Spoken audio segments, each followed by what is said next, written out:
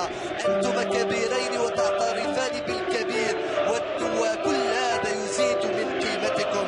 عيسى مندي بقرة تستحق العرفان من زملائك، تستحق التقدير من ملايين الجزائريين. أحببناك وسنحبك دوما يا أيها الماجيك الذي أسعدتنا، والذي ستكون حتما إن شاء الله مع هشام سعدودي بعد لحظات قليلة.